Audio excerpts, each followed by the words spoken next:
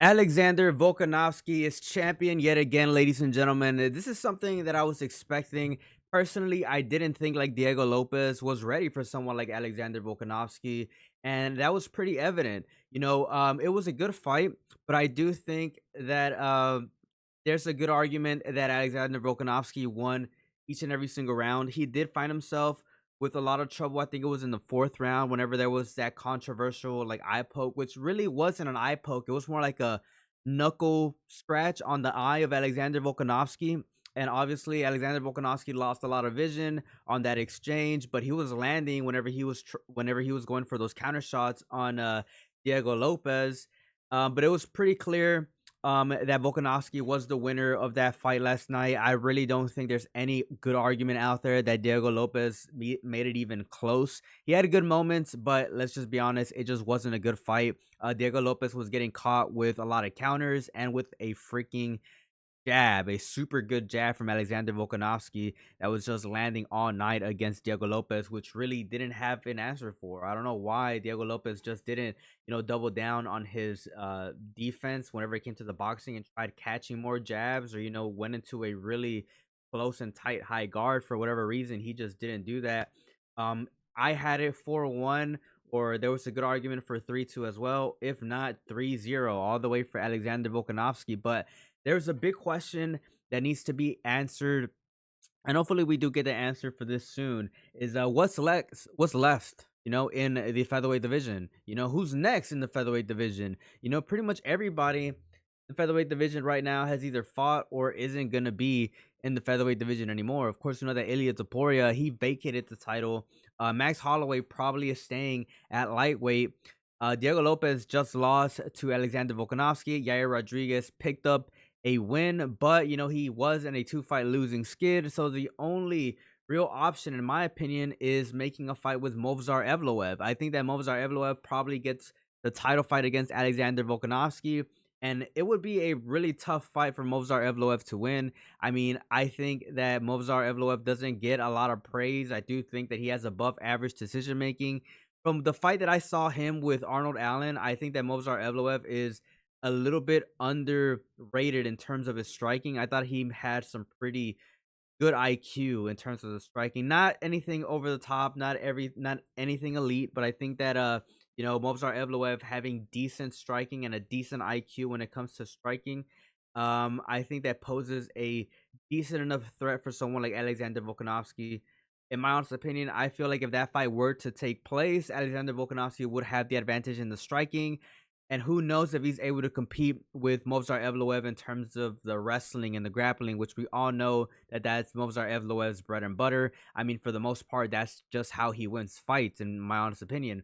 Movsar Evloev, I think that his path to victory would probably try to strike a little bit with Alexander Volkanovski and then try to take him down and, get some top control. But holding down someone like Alexander Volkanovski is easier said than done. Alexander Volkanovski is a very strong dude. He's a very like short, and very muscular guy. He has a lot of muscle on his frame. It's gonna be really tough for someone like Movsar Evloev to just hold somebody down. That has a lot of strength and especially has a build like Alexander Volkanovski, which could just explode at any second and look to create a lot of momentum to try to get back on the 50-50 and then get back to the striking, which we all know that Alexander Volkanovski definitely has the advantage in. I think for Alexander Volkanovski, if he does fight Movsar Evloev, he just does what he does. Has good footwork, good feints, good offensive scheme, top tier decision making, and try not to be too predictable whenever disengaging, especially coming in a backward motion, having a little bit of a high guard or some framing even, just so he doesn't get caught with that straight, that we've seen Alexander Volkanovski get caught with last night against Diego Lopez as well. It's the same shot, or it was a very similar shot to we saw Ilya Topuria land on Alexander Volkanovski at the time that they fought. So there is some questionable things on Alexander Volkanovski on terms of his retreat on the defensive side, but overall, man, Alexander Volkanovski looked great last night. It was a vintage version of Alexander Volkanovski and a dominant performance without a doubt.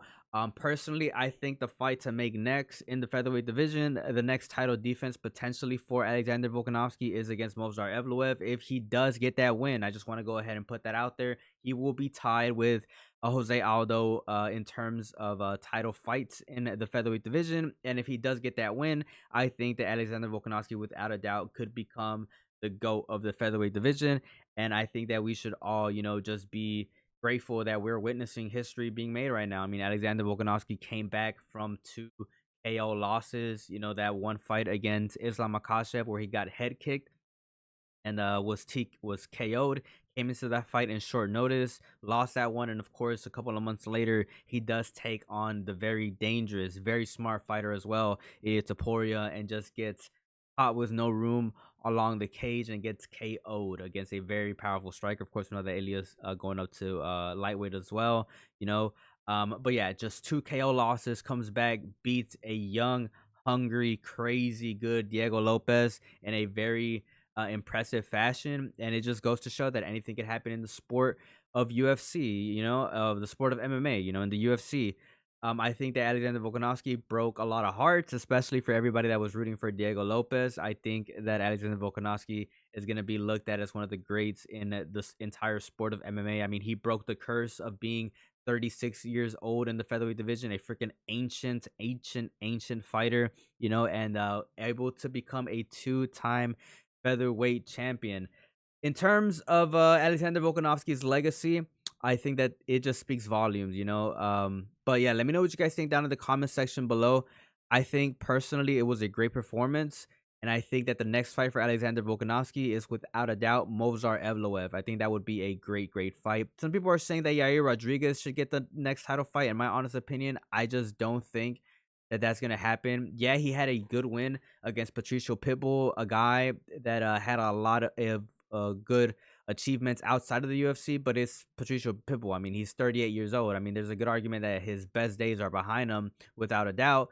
But I just don't see how getting one win after going in a 2-fight losing skid earns you the right to have a title fight against Alexander Volkanovski. In my honest opinion, I feel like Yair Rodriguez probably fights Diego Lopes next, at Noche UFC in Guadalajara. And if Yair Rodriguez is able to beat Diego Lopes, I think that he'll probably get that rematch against Alexander Volkanovski sometime maybe later in the year, if not next year. But that's the way that I see it. Let me know what you guys think down in the comment section below about everything that I said in this video. If you guys agree or disagree with anything that I said, I would like to read it, go back and forth in the comments. But that's pretty much it, ladies and gentlemen. As always, it's a pleasure. Peace out and have a good one.